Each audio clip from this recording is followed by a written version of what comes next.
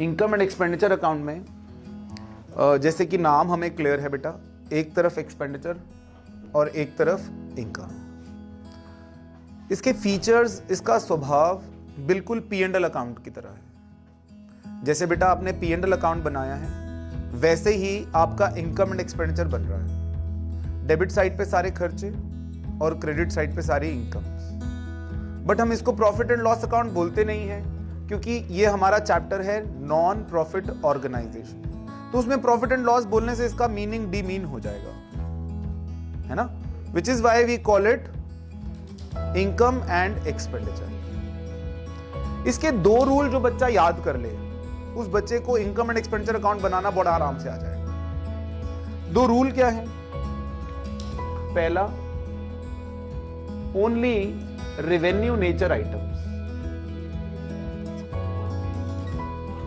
सिर्फ revenue nature items आएंगी, capital nature items नहीं आएंगी। रेवेन्यू नेचर आइटम्स कौन सी होती है? जो रेकरिंग होती है, जो बार बार होती है, उसे रेवेन्यू नेचर आइटम्स कहते हैं। जो वंस इन अ वाइल होती है वो नहीं। रेवेन्यू नेचर कौन सी होती है? जो ना ही कोई एसेट क्रिएट करती है ना लायबिलिटी घटाती है। और कैपिटल नेचर कौन सी होती है? जो वंस इन अ वाइल होती है, जिससे या तो कोई एसेट बढ़ जाता है या कैपिटल घट जाती है। एक उदाहरण, गाड़ी खरीदना is a capital nature item, मगर गाड़ी के पेट्रोल डलवाना is a revenue nature. Building खरीदना is a capital nature item, मगर बिल्डिंग का रिपेयर, व्हाइट वॉश, ये सब रेवेन्यू नेचर आइटम। तो हम केवल और केवल रेवेन्यू नेचर आइटम्स यहां पर दिखाएंगे, भले ही वो खर्चे हैं या इनकम्स हैं, all expenses and incomes, but only and only revenue nature. Capital nature एक भी चीज नहीं आएगी इसमें, ठीक है ना। उसके बाद दूसरा जो रूल है, very important, items related to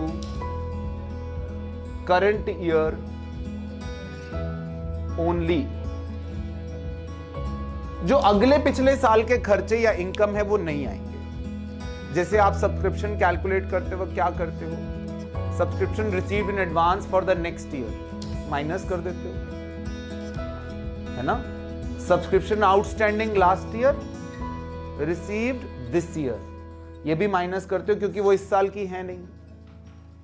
क्यों बेटा? लेकिन इस साल की सब्सक्रिप्शन आउटस्टैंडिंग है, आई नहीं, क्यों ऐड करते हो? क्योंकि इस साल की है। इसका लॉजिक जाता है पीछे एक अकाउंटिंग प्रिंसिपल पे जिसका नाम है मैचिंग प्रिंसिपल। मैचिंग प्रिंसिपल कहता है कि जिस साल के आप रेवेन्यू दिखा रहे हो, खर्चे भी केवल उसी साल के दिखाइए। आप अगले पिछले साल के खर्चे मत दिखाइए, आपका आंसर गलत आ सकता है और आएगा ही। बेटा सोचिए, आप रेवेन्यू सिर्फ 2019 के दिखा रहे हैं और खर्चे आप 2018 के भी कुछ नहीं दिए थे, अब दे दिए, वो दिखा रहे हो, तो आप गलत कर रहे हो ना। आपके खर्चे तो ज्यादा हो जाएंगे। खर्चे आपके 2 सालों के हैं, 2018 और 2019, और रेवेन्यू सिर्फ 1 साल का है, 2019। Is it right to do? No, it is not. तो हम सिर्फ इस साल का खर्चा और इस साल का इनकम दिखाएंगे। तो 2 रूल जो बच्चा याद रखेगा, उसका इनकम एंड एक्सपेंडिचर गलत हो ही नहीं सकता। ठीक, पहला, only and only which items? Revenue nature item के लिए बेटा हमने पहली क्लास में ये डिस्कस किया था कि कौन से रेवेन्यू नेचर होते हैं और कौन से कैपिटल नेचर होते हैं। ठीक, तो रेवेन्यू नेचर आइटम्स केवल यहां पर आएंगी, कैपिटल नेचर आइटम्स नहीं आएंगी। एक बार इस इनकम एंड एक्सपेंडिचर को ध्यान से देखिए। यहां पर सैलरी जो आइटम बहुत ज्यादा अलग होगी, मैं उनको उसके बारे में डिस्कस कर लूंगा आपसे। Salary, depreciation, consumable stores. Consumable stores के बारे में हम डिस्कस कर चुके हैं बेटा। हर नॉन प्रॉफिट ऑर्गेनाइजेशन के अलग अलग कंज्यूमेबल स्टोर्स होते हैं। जैसे हॉस्पिटल की दवाइयाँ होती हैं, स्पोर्ट्स क्लब के वो जो स्पोर्ट्स इक्विपमेंट्स और ये सब होता है ना। Then printing and stationery normal है। Rent and rates, loss on sale of asset, repair, electricity, advertisement, एक और आ सकता है इसमें। वैसे तो कई सारे आ सकते हैं डिपेंडिंग ऑन द क्वेश्चन, मगर ये मोटे मोटे यही हैं। Honorarium, what is honorarium? हम जो किसी गेस्ट फैकल्टी को या किसी चीफ गेस्ट को हमने जो बुलाया है और उसको जो हम पैसा देते हैं, जो हमारा रेगुलर पेमेंट नहीं है। बेटा एक तो आपके स्कूल में कोई नौकरी कर रहा है, उसको आप पैसा दे रहे हो, दैट्स अ रेगुलर पेमेंट ना। और जो आप कहीं किसी को बुला रहे हो स्पेशली और उसको 2 घंटे के लिए बुलवा रहे हो और उसको पैसे दे रहे हो, दैट्स अ ऑनरेरियम। तो honorarium will come here. Then on the credit side subscription आएगा बेटा आपका। देन डोनेशंस आएंगी, डोनेशन स्पेसिफिक नहीं आएंगे, जनरल आएंगी, ठीक है। Specific donation for building, specific donation for particular thing, वो नहीं आएगा, केवल जनरल डोनेशन आएंगे, ठीक है। देन एंट्रेंस फीस दो हो सकती है, रेवेन्यू नेचर और कैपिटल। तो जितनी रेवेन्यू नेचर है केवल वो आएगी, जो कैपिटल नेचर है वो बैलेंस शीट में जाएगी। याद आ रहा है बेटा आपको, नहीं आ रहा? Then profit on sale of asset, ये आएगा। देन ग्राउंड रेंट, हमारा कोई ग्राउंड है हमने किराए पे दिया है, वहां पर फंक्शंस होते हैं, कहीं किसी की शादी हो जाती है, कहीं कोई स्पोर्ट्स के इवेंट हो जाता है, तो हम किराए पे देते हैं अपना ग्राउंड, वो से रेंट आया तो वो हमारी इनकम है।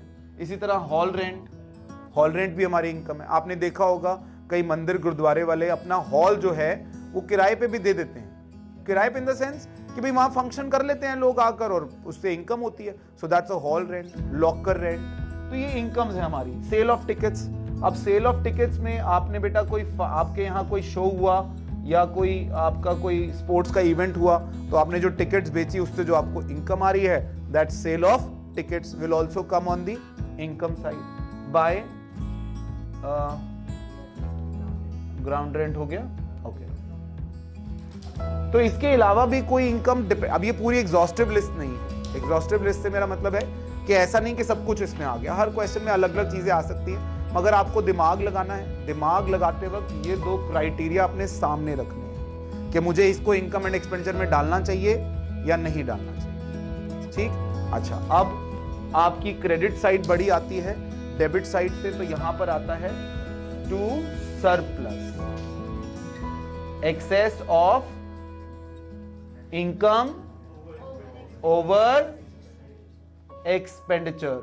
और बेटा इसका विपरीत हुआ तो अगर ये बढ़िया आया तो बाय डेफिसिट, और डेफिसिट के बारे में excess of expenditure over income. क्यों बेटा, ठीक कह रहा हूं मैं? Am I right? Excess of expenditure over income. बेटा गलती से भी इसको कोई प्रॉफिट या लॉस मत बोलाना, एक तो पहले पाप चढ़ेगा फिर नंबर कटेंगे, ठीक है। क्योंकि नॉन प्रॉफिट ऑर्गेनाइजेशन के बारे में अगर आप ऐसा लिख आए तो एक तो एनपीओ वाले बुरा मानेंगे, फिर आपकी टीचर भी बुरा मानेगी, तो दोनों को बुरा मनाना आप अफोर्ड नहीं कर सकते, तो इसको प्रॉफिट लॉस नहीं लिखना। अच्छा हाँ, एक बात जो मैंने पहले भी कही थी, इसका नाम इनकम एंड एक्सपेंडिचर है लेकिन आता एक्सपेंडिचर एंड इनकम है, वहां जाके ये गलती नहीं करना। इसके बहुत सारे चांसेस है कि आप पहले इनकम और यहां पर एक्सपेंडिचर लिख दो। यहां अभी तो आप हाँ कर रहे हो, वहां पे हमें फॉर्मेट तक याद नहीं होता, सच कह रहा हूं। एग्जाम में हम जाके फॉर्मेट भी भूल जाते हैं। अच्छा, सीएफएस भी होता है हमारा, ओहो। तो प्लीज ये डोंट डू दिस, ये बच्चों वाली मिस्टेक्स मत करना।